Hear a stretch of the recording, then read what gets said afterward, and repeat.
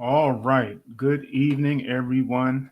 Happy July 5, one day after 4th of July. I do hope that you had a great 4th of July weekend. For some of us, it's been a long weekend because the weekend is still going on. But nonetheless, I hope and pray that you had a wonderfully safe and enjoyable um, 4th of July.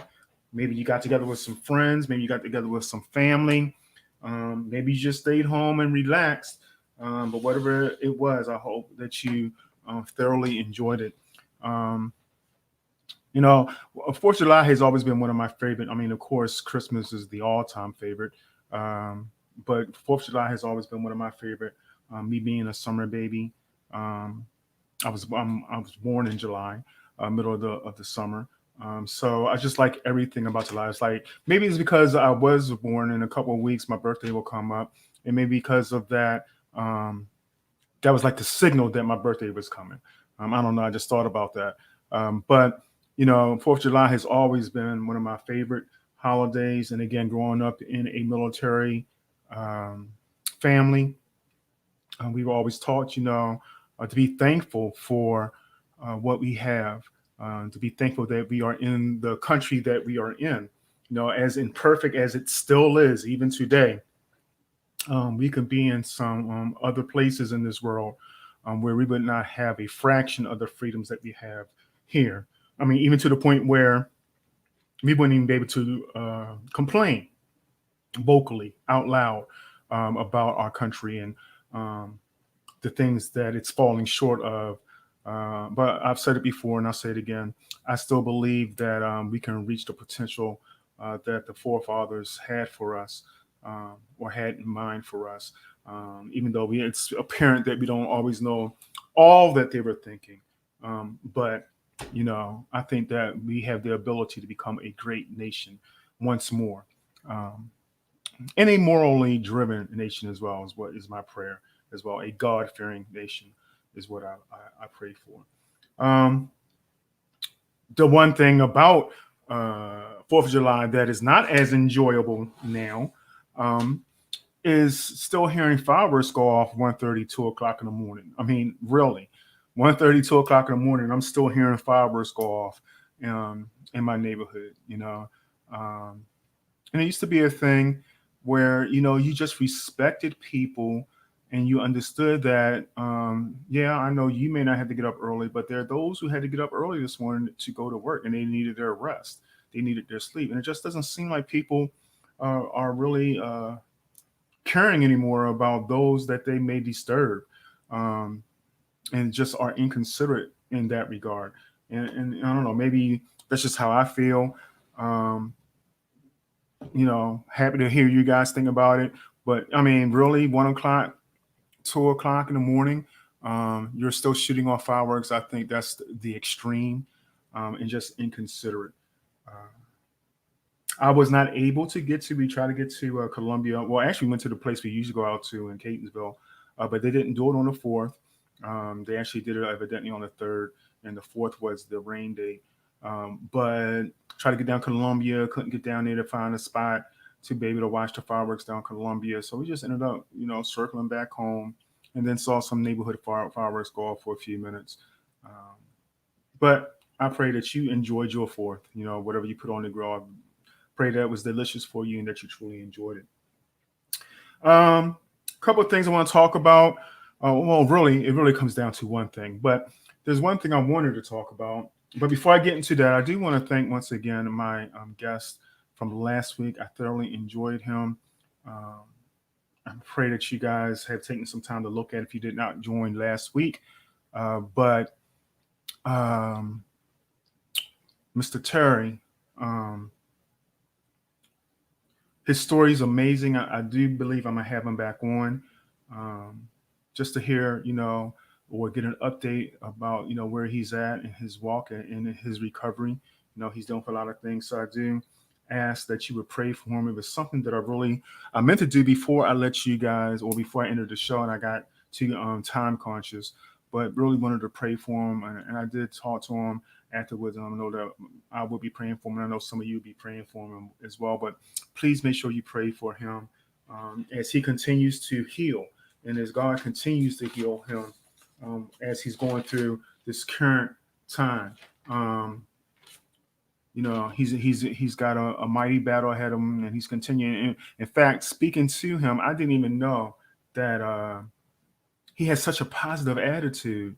I didn't even know that he had recently gotten his leg amputated because of this cancer and all these other things. He just comes off with such positivity, um, and I truly just appreciate his spirit.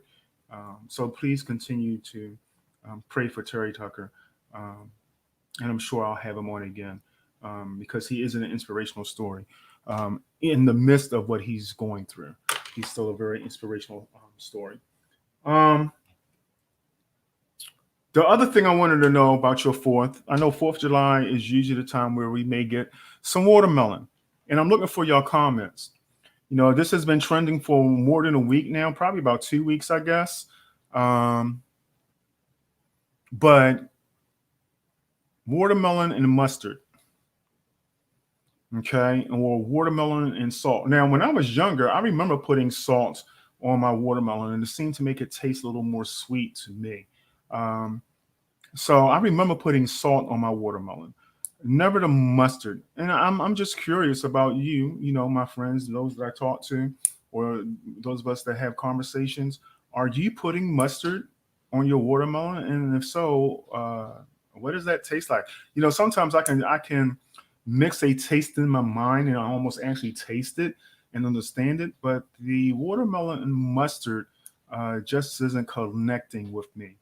So I'm just curious about, is this really a new phenomenon, or is this something that has been around for some time?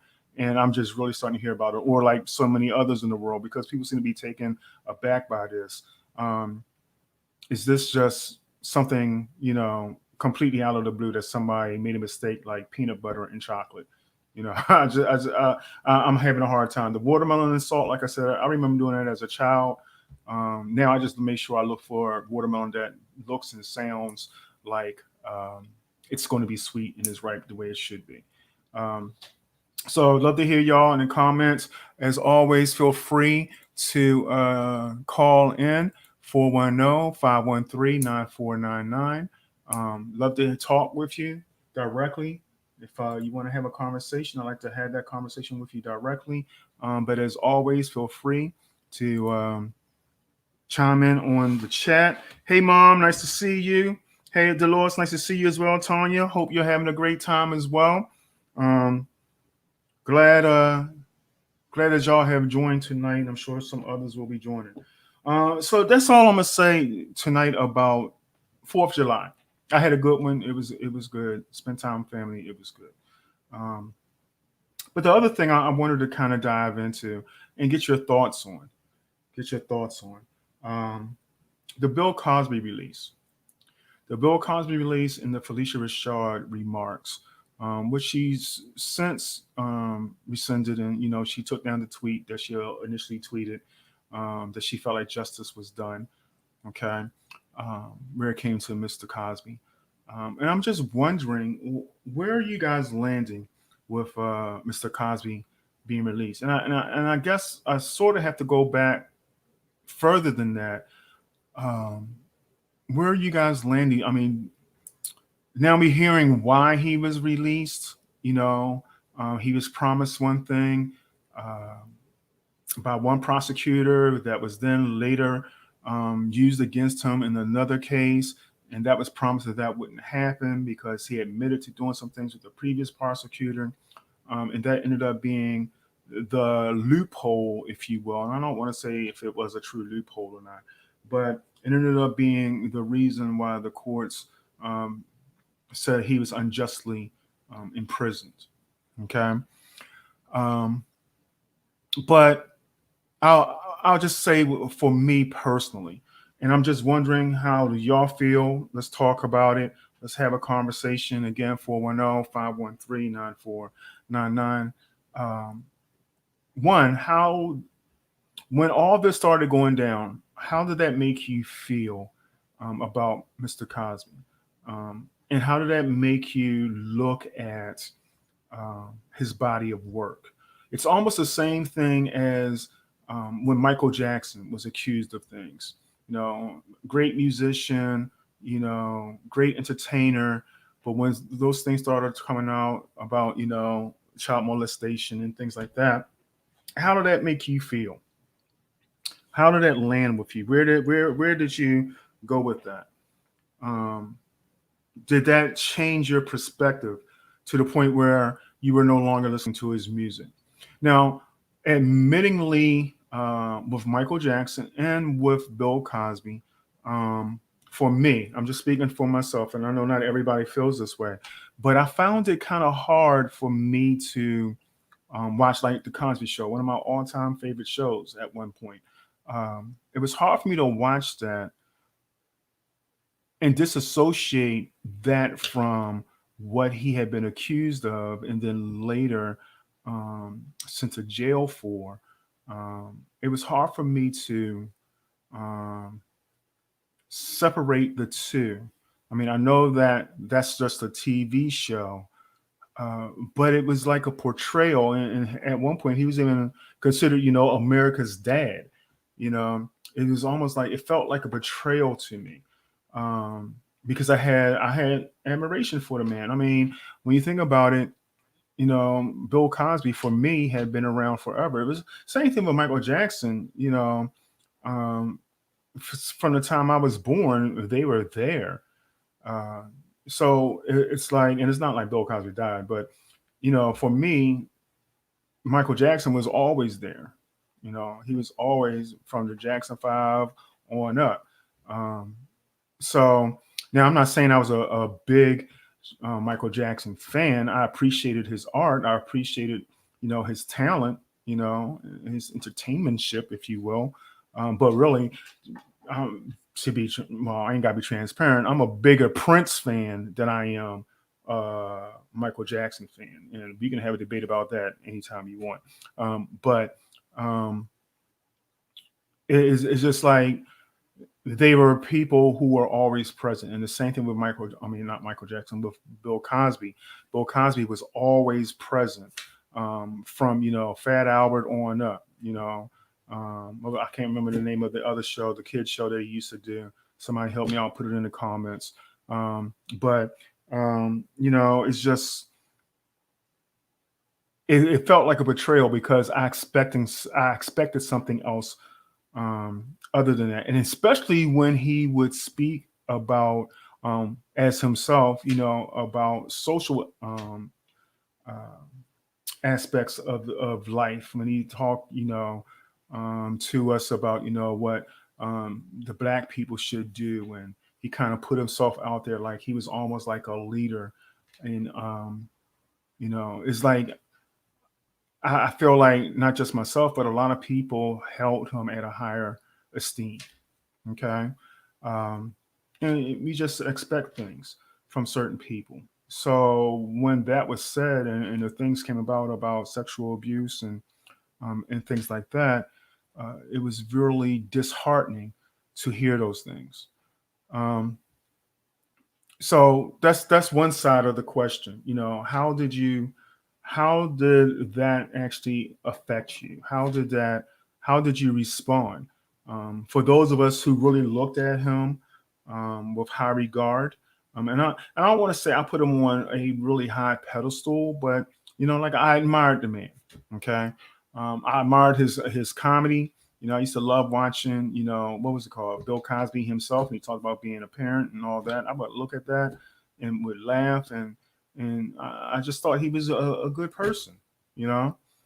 Um, but I wonder how, because we may have put him on a pedestal. Same thing with Michael Jackson. Same thing with anybody when you think about it. Because we put them on a pedestal, does the, does that make it easier for us to forgive them? Do we um, become more forgiving because we are truly being forgiving, or is it because we don't want to look at ourselves and see that we chose somebody that's imperfect? And I think oftentimes we try to associate ourselves, or we may associate ourselves with being perfect because we now um, are associated with perfect people. And when they are shown to be imperfect, that says something about us. Um, and I wonder, for because there are those who would just always defend Michael Jackson, always defend Bill Cosby. Okay, there's people out there who defend what's that guy's name? The guy, the other molester. Can't even think of his name. I don't even say it that much. Song or singer songwriter.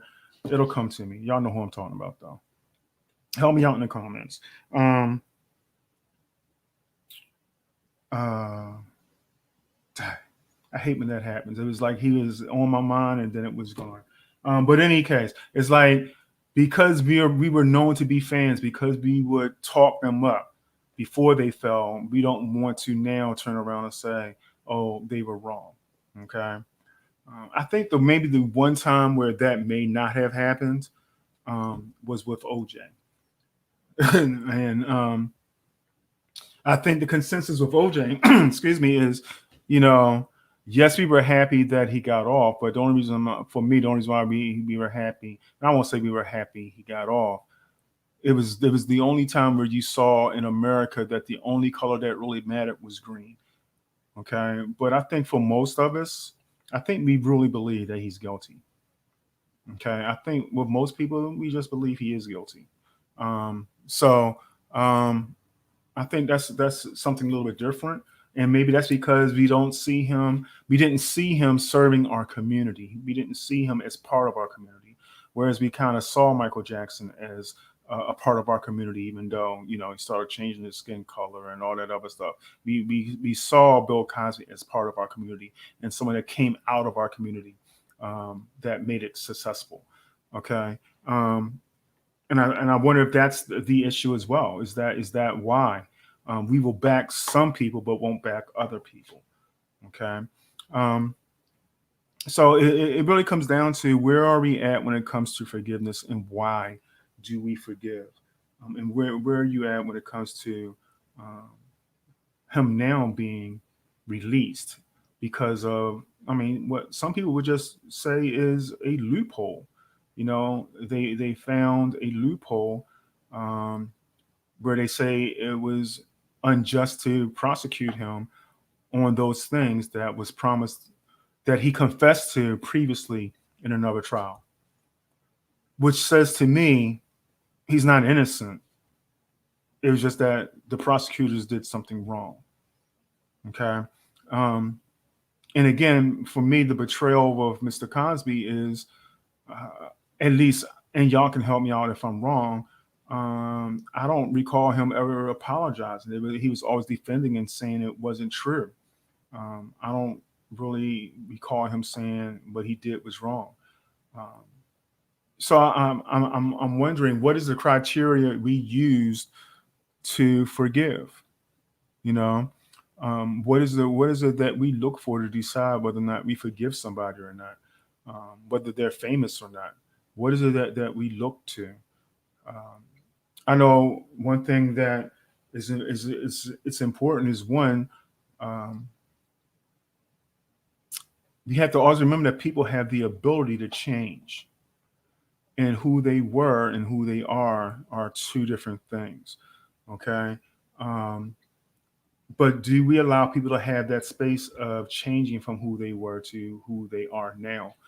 Um, when I think about who I was in the past versus who I am now, and if I were to be judged by who I was, there would be a lot of things to judge me about. But to be honest, although I'm a better person now as I've grown and gotten more mature and learned many lessons, it's not like I'm perfect all of a sudden. It's not like any of us grow into perfection. We still make mistakes.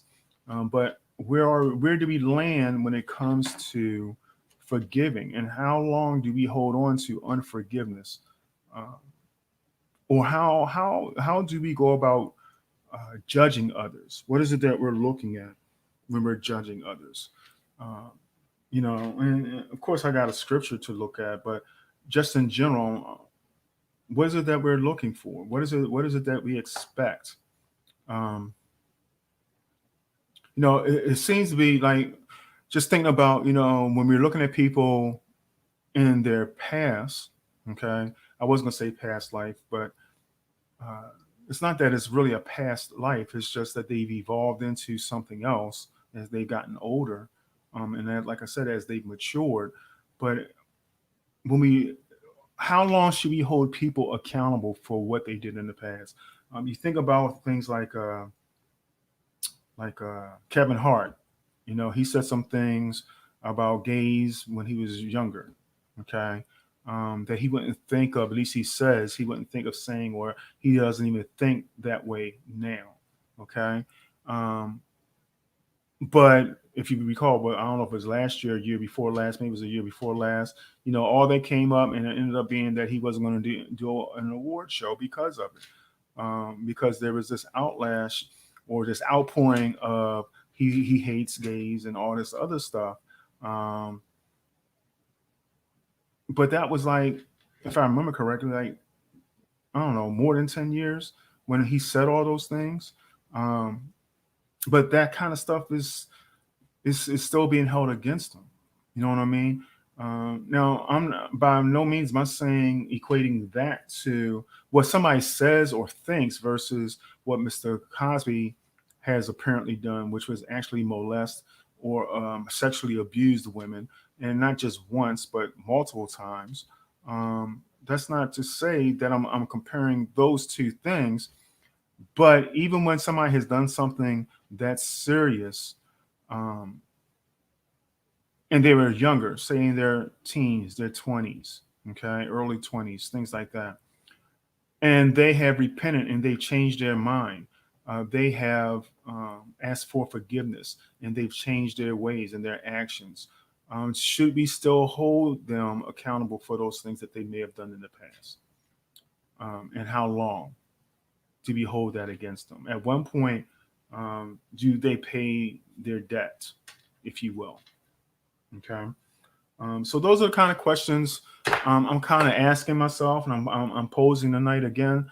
I pray that you're having a good night, but I would hope that you would type in a response. I'm not getting much tonight, but give me a comment. What are you thinking? How are you feeling about what I'm saying? How are you feeling about Mr. Cosby? Um, I know that this could have other repercussions because what's his name, Harvey Weinstein or Weinstein, he may want to use the same type of defense, even though his case is a little different and doesn't really line up like his did.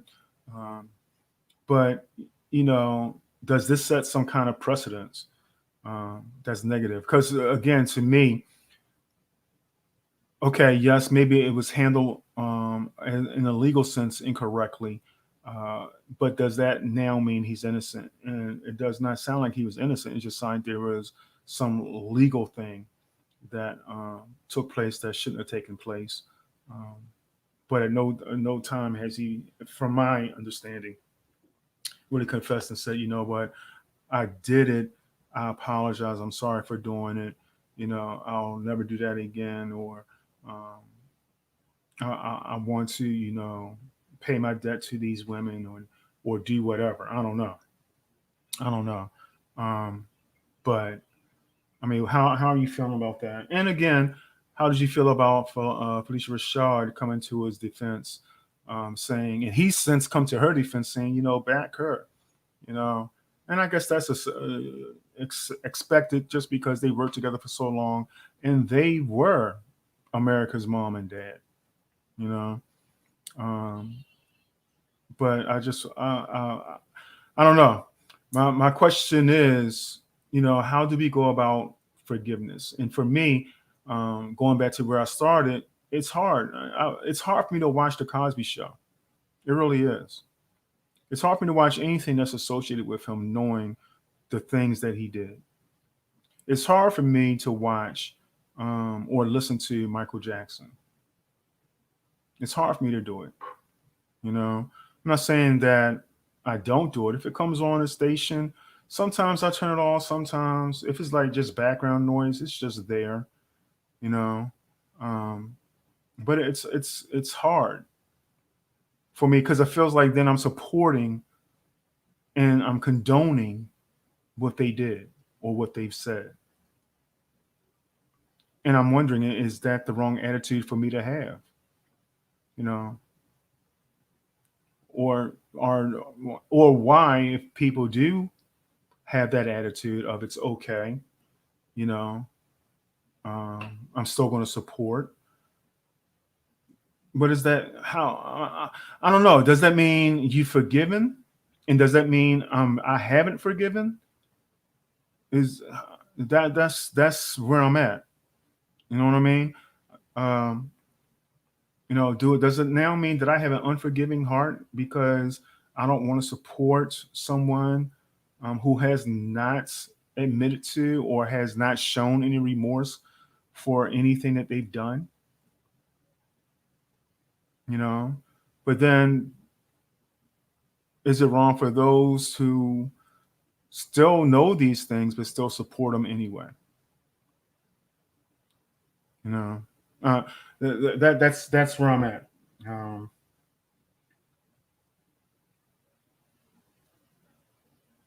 Now the other piece, and I love to hear your comments. Please give me your comments or call in 410-513-9499. Let's talk about it. But the other piece is the Felicia Rashad thing. When she, made her statement, thank God justice has been served. And she was saying basically she was happy Mr. Cosby was getting out because she felt like he was unjustly imprisoned, for more than 2 years. Um, the school, Howard University, disavowed it, and they stepped up and they said, they wanted to make sure everybody knew that their position was that they're always going to side with the victims of sexual assault. They're always going to side with them, and that they stand for them, and that they want them to be treated as they should be treated. Okay, um, and I agree with that. I think everybody would agree with that. My question is, especially during a politically charged environment, how do you feel about not being able to speak your mind um, and not being able to share things like on social media, things like that, um, or even have a conversation, you know, about certain things because of um, the stance that your company may have? Okay. Because I'm sure, she's newly the dean of arts there. But I'm sure if the university really wanted to push it, she could have been released from that position as well, regardless of her title, regardless of who she is.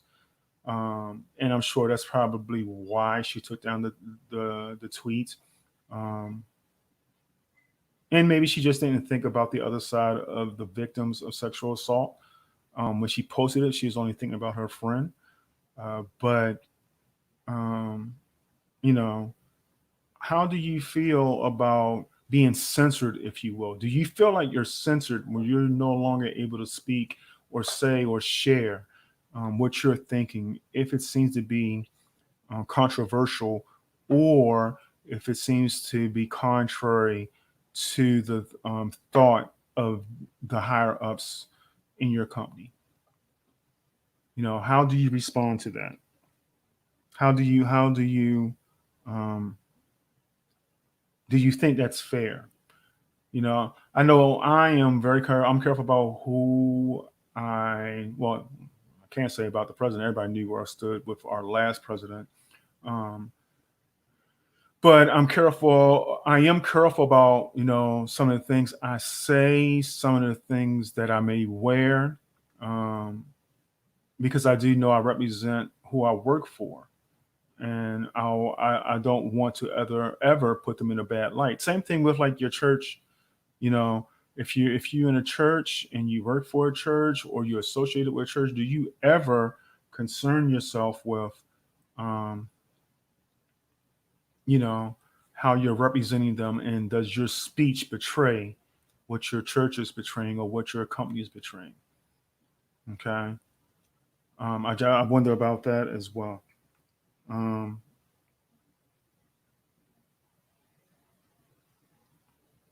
okay. Um, so, questions, thoughts, comments, concerns. I don't want to ramble on. I'm hoping that I'm looking here. Um, Not seeing any comments in my main. I do see Sister Dolores. She still uses salt on her watermelon. Okay. I haven't done it in a long time because usually I have a pretty good eye on being able to find some good watermelon that's going to be nice and sweet. Um, but how about any of those other things? Y'all, anything else? Um, Bill Cosby being released, Felicia Rashad, in her comments. How do you feel about? Do you feel like you're censored, or that you have to be careful about what you say and what you do when you are um, speaking with others? If you're publicly speaking, even on things like Facebook or Twitter, do you monitor yourself? Do you keep yourself, you know, from or restrict yourself from saying certain things because that may be considered to be controversial because of your job? Okay. And that that the majority at your job probably thinks the other way. Okay. Or in contrast to how you think or how you may speak. Do you take those things into consideration? And do you really feel like that's fair? I often wonder and ask myself, why is it that people feel like that if I don't agree with you 100%, that means we can't get along at all? Why is it that if I don't agree with you on every issue, that means we can't ever have a conversation or that we can't agree on some other issues?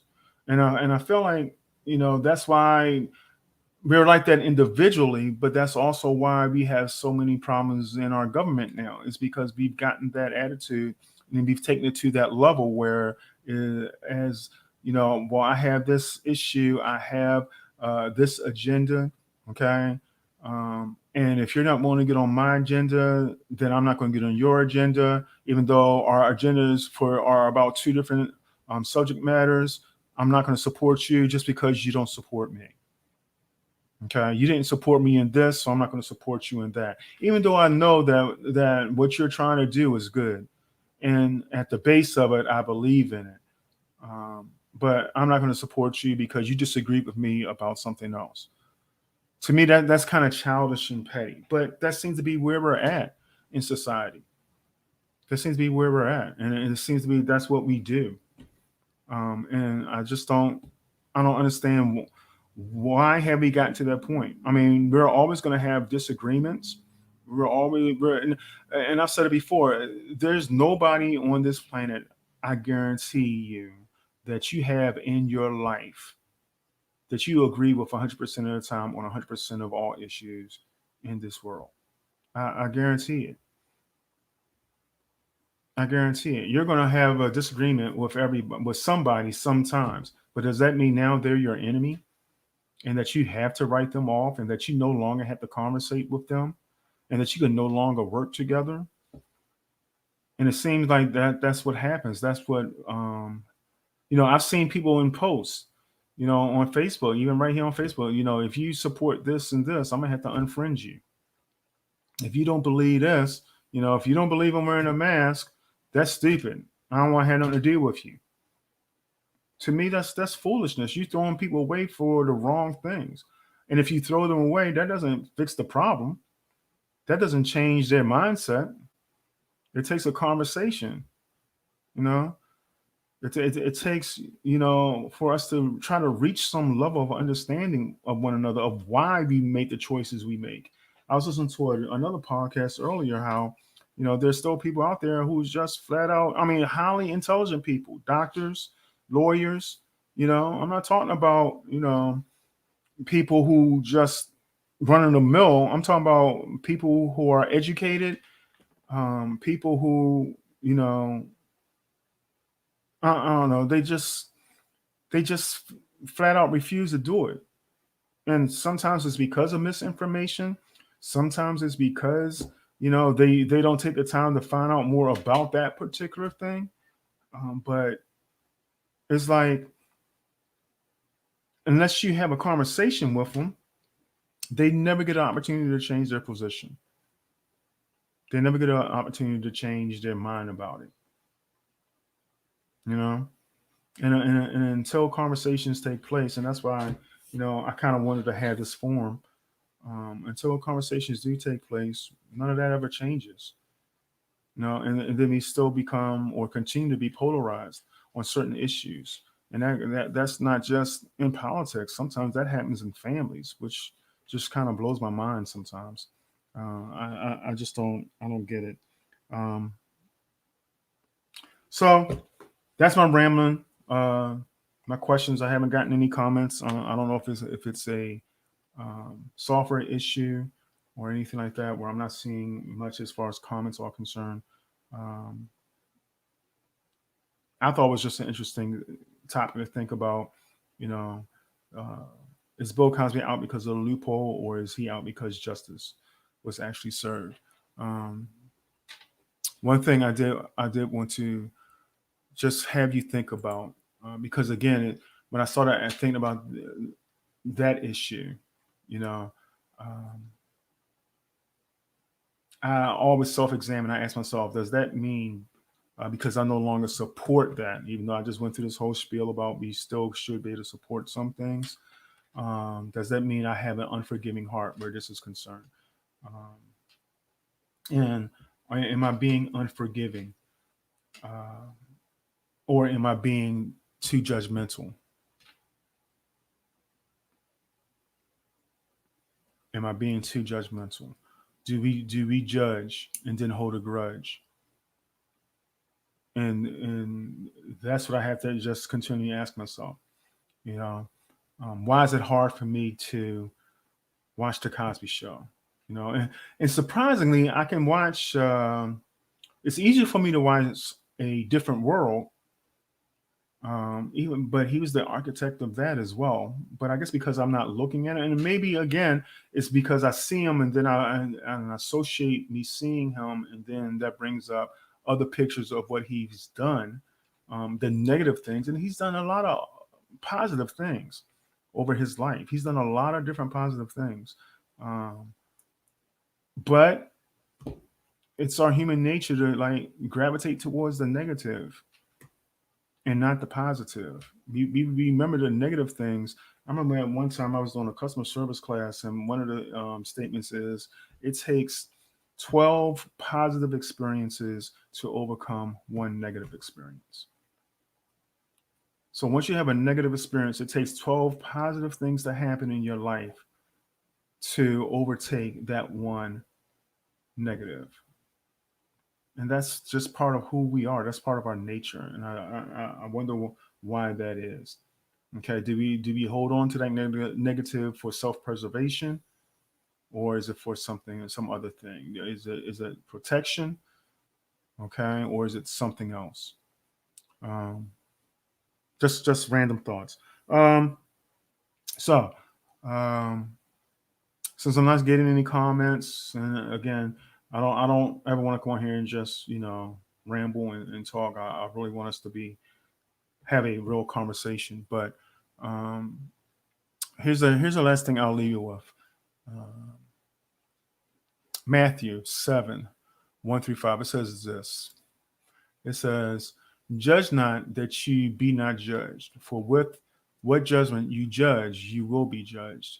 And with the measure you use, it will be measured back to you." So this is really talking about judgment, you know, and that we should not judge others. Now, I don't believe, and you can help me out if it comes across that way, but I don't believe I'm judging Mr. Cosby. I don't believe I'm judging Felicia Rashad. I don't believe I'm judging um, Michael Jackson or anybody else, um, because I know I have no real power to judge, and I know I have my own stuff that I had to deal with. Okay, which is pretty much what the next verse says. Okay, and we've all heard this. And why do you look at the speck in your brother's eye, but not consider the plank in your own eye? In other words, how are you going to see the imperfection in someone else and don't want to look at the bigger imperfection of yourself, which is something that we often do. It's something that we often do. It's like, oh, I see all the wrong that other person's doing, but I don't want to address the wrong that I'm doing. I don't want to see the wrongs that I do, because my wrongs are my wrongs, and you ain't got no right to judge me for my wrongs. But guess what? I see your stuff, and I'm judging yours. And why do you look at the speck in your brother's eye, but do not consider the plank in your own eye? And it's amazing how, that's put where it's like, what you're looking at is in someone else really is small in comparison to the stuff that you need to be dealing with in your own life. That's what that's saying. That small thing that you keep trying to focus on what everybody else is doing, you need to pay attention to the bigger thing that you're dealing with in your own life, or that you're not dealing with in your own life. Or how can you say to your brother, let me remove the speck from your eye, and look, a plank is in your own eye? Same thing. How are you going to go and try to help somebody else? You're going to judge them and say what they got is wrong, but you don't want to look at your own and fix it yourself. How are you going to go to somebody else and try to fix them, and you're not trying to fix yourself? You're not looking at yourself and what you need to change. Okay. That's Matthew 7:1-5. Luke 6:37 says it like this: Judge not, and you shall not be judged. Condemn not, and you shall not be condemned. Forgive, and you will be forgiven. Okay.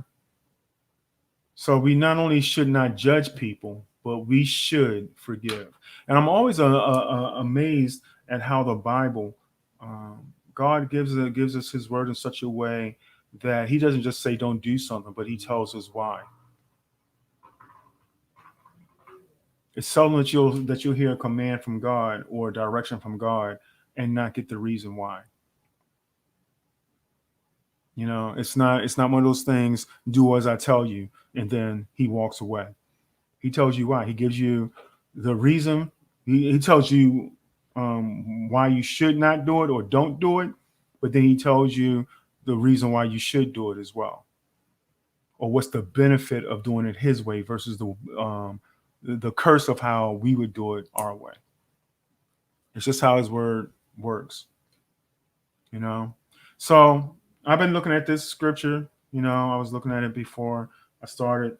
And of course, I've read it many times. I'm sure many of you have seen, especially the Matthew passage, or have heard it. If you spent any time in church, I'm sure you've seen and heard that passage one time or another. Um, so we have to be wary of judging others. We have to be careful of what we say and what we do and how we look at others.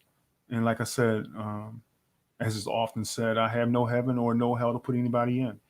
I'm no one's judge. I can only judge my own character and how to make it better. I can only look at that plank in my own eye and try my best to whittle that down before the Lord comes. Because otherwise that plank is going to be a big barrier. If as long as I got a big plank, I cannot see clearly what I need to see. The whole issue of the speck and the plank, a speck, you can at least see past the speck. It's going to hinder you. It's going to be a nuisance, but you can at least see past it. But a plank, that's pretty big. That's going to hinder your sight. That's going to hinder where you need to go and what you need to say and what you need to do. So we have to continue to press on. I you know, I pray Mr. Cosby has found rest. Maybe the 2 years was enough for him. I don't know. Um, I don't know. I don't know. In my mind, just to be fair, I don't think it was justice, because to me it was just a loophole that got him out. It wasn't. It didn't overturn or say that he didn't do what he was convicted of. It just said that by the law, how the procedures went, it was improperly done. And that's all there is. Okay. All right. Well, thank you all again for joining this week. I have a couple of other uh, guests slated to join. Looking at another person um, next week. If not next week, it'll be the following week. But this whole thing about justice, because the word justice has come up a lot. Equality, diversity, all those things have continually come up over this past year. And even though we're starting to get back out into this world, um, I'm praying that we won't get so self-involved again that we'll forget some of the things that has happened in this past year that's drawn our attention to some needed attention and change that we all have recognized has to take place. And I'm praying that we don't get so caught up in our lives again that we forget that there are some things that has to be addressed, and we have to continue to press. Um, I'll say, today was the first day I went out to a couple stores, and today was the first day I did not wear my mask at all. Now I'm fully vaccinated, but I did not wear my mask at all today. It's the first time I've done it. It's the first time I've done it. And I saw that there were others out there doing it as well. Still a lot of other people out there with their mask on. But today was the first day I did it. And honestly, it just felt strange. So it'll probably be one of the rare times that will happen. Just because I don't feel like it's just because it doesn't. I don't feel like it's quite yet time to do so. It's still too many of us not vaccinated. It's still too many of us who are still vulnerable to this virus, and I don't want to contribute to that in any kind of way. And again, just because I'm vaccinated doesn't mean that I can't get it. Being vaccinated means that should you get it, it shouldn't be as severe as if you had not gotten vaccinated. Um, so, I want to make sure I continue to do what I'm supposed to do. And I encourage you again, if you have not been vaccinated, go get vaccinated. Um, if you need to do some more research, read, talk to people, you know. And then the other thing is don't be ashamed that you have gotten vaccinated because you're worried about how others may judge you because of it. You know, somebody may be looking to see or needs to hear, you know what, I got it done. It's been more than 2 weeks. I'm fine. Yeah, I may have felt sick. I may not have felt sick. It's done. Everything's fine. I'm pressing on in my life. Encourage others to do it because I think that when people see that, people aren't dying from vaccinations, when people see that the survival rate is better with the vaccination than without, when people see that the world is kind of returning to norm, not that that may not be good for everybody. Um, when people see those things happening, I think that they may get vaccinated. Hey, Holly, nice to see you. Khan's fully vaccinated. Good, good. That's good. And I do hope that the kids, can get vaccinated and will be vaccinated. More children will be able to get vaccinated by the time school year starts back up. So that'll be one less thing we got to stress about. That'll be one less thing we got to stress about. Okay. Um, Again, thank you all for all. I know I usually see some of the same people every week. If you're new, please like the page. Please follow the page. Um, you know, Always looking for support. Would love your support as far as keeping this conversation going. Um, you can see there, you can cash app at the bottom if you want to support in that way. I'm always here if you want to. I can't say that. I'm not always here, but I am available. You can always instant message me through the page. You can always leave a comment. You can always call the number. I've seen one or two numbers pop up when I've gone back to check to see if anybody's called, but they don't leave a message. So I don't want to just like call people back. And really, I'm thinking it may be, um, my car warranty has expired and they got a great deal. Y'all know what I'm saying. I'm tired of seeing that as well. But um, feel free to reach out. Do you know, as always, that I love you and appreciate you. For those of you that are always here every week, week in, week out, I appreciate you. Y'all didn't talk to me much today, but I understand y'all probably still just full from the burgers and hot dogs and the corn and the potato chips and the beans and all that other stuff. Um, and I know that the weather's breaking, so I kind of knew that things would kind of slow down. Um,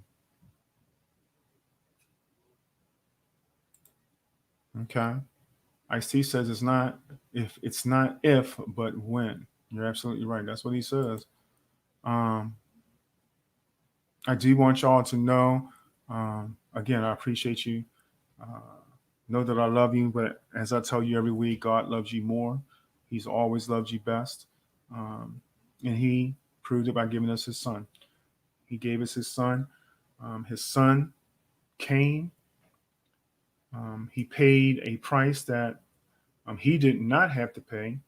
He paid for the penalty of our sins, and he died because of our sins. And most importantly, he rose again on the third day. You know, and really, all you have to do is believe those three things. But if you need further explanation of that and why you should believe, please reach out. Like I said, call the number. If I don't answer, leave a message. I'll get back to you. Instant message me, whatever. I'll be happy to have that conversation because that is the most important conversation that you will ever have in your life.